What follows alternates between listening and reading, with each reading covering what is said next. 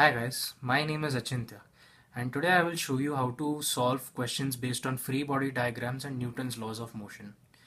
So to solve these kind of problems, what we are going to follow some steps, which being that first we will isolate all the different bodies and mark on each one of those bodies all the forces acting on it.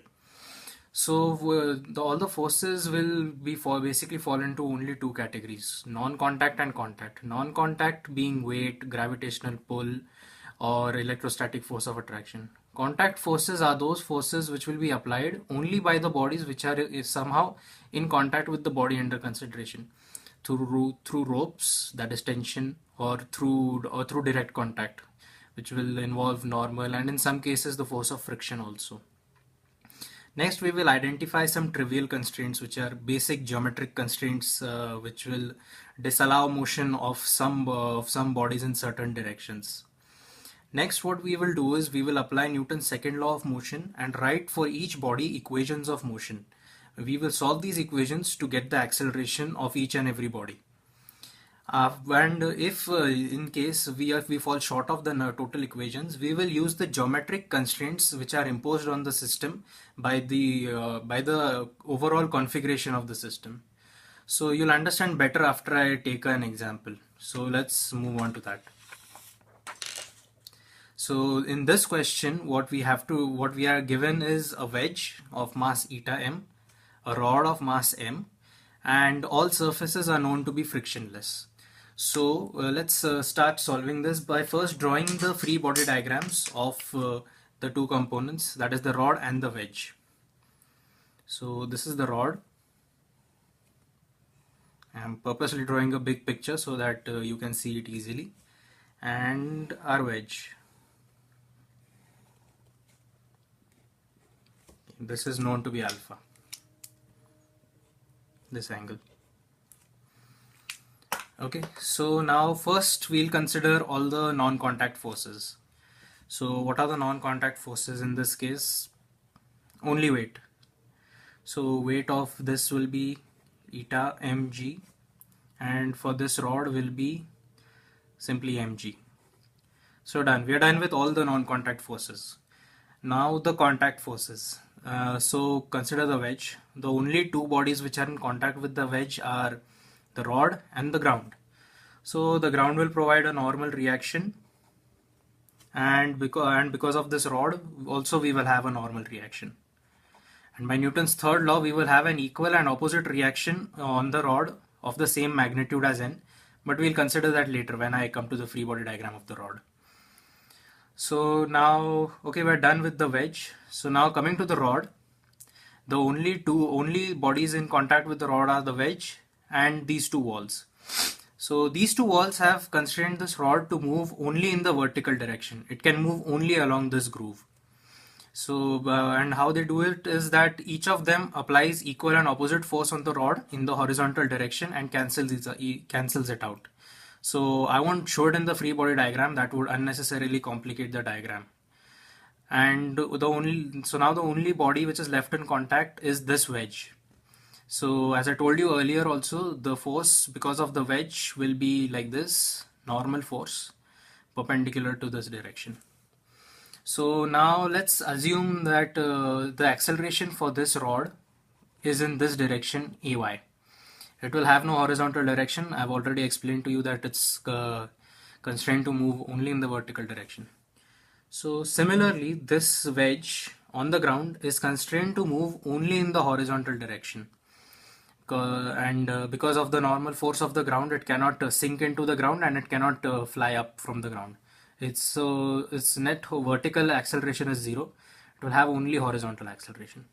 So now let's write the equations of motion for both of them so that we can find ax and ay.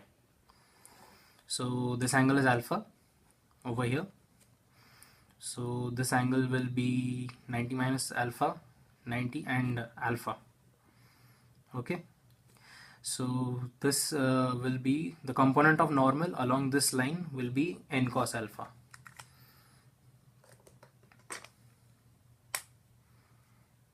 This one, n cos alpha. And for this this wedge, what we have is So this is alpha, 90 minus alpha, and so this will also be 90 minus alpha, because this is a right angle, this is 90 minus alpha, and yet again 90 minus alpha. So this angle is 90 minus alpha. So the equations of motion will be mg minus n cos alpha is equal to may, and n cos alpha, n sin alpha is equal to eta max. So now I have 1, 2 and 3. I have 3 unknowns and only 2 equations. So I need one more. Now observe carefully.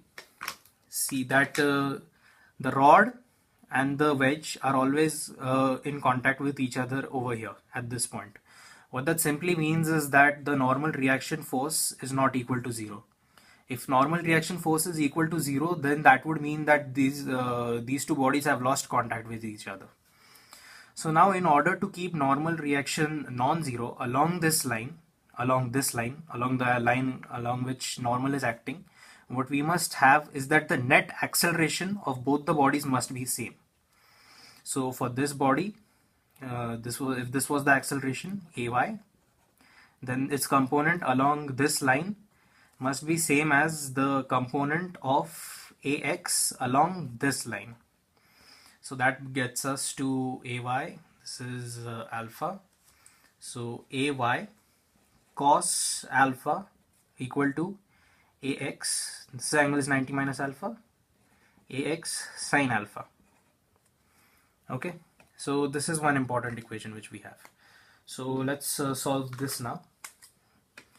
So I have ay is equal to ax sin alpha by cos alpha.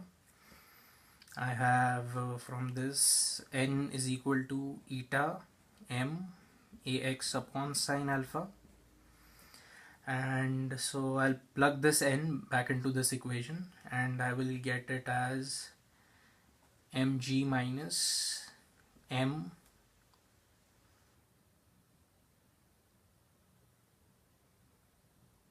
mg minus max eta max by sin alpha cos alpha is equal to may. So I will put the value of ay over here now. Mg minus eta max cos alpha by sin alpha is equal to max sin alpha by cos alpha. So solve this and we'll get the value of ax to be equal to g sin alpha cos alpha by sin square alpha plus eta cos square alpha. I'll put this value into this equation and I'll get the value of ay as well. So ay is equal to g sin square alpha upon sin square alpha plus eta cos square alpha, and that's the final answer.